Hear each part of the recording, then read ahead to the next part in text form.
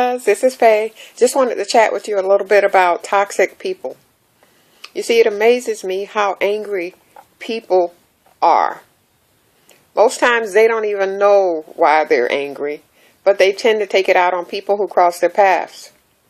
Divas, I'm here to tell you that if you are in the path of someone who is angry or passive aggressive, change lanes.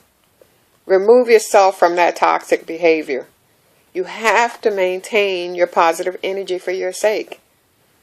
When you do this, if we all do this, the world will be a much better place.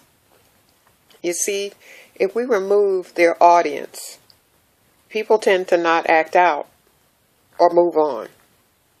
And if you get caught up and they act out, do as I do and let them know this. What you put in your space is what you have in your space, and walk away. Peace and love, divas. Talk to you later. Bye.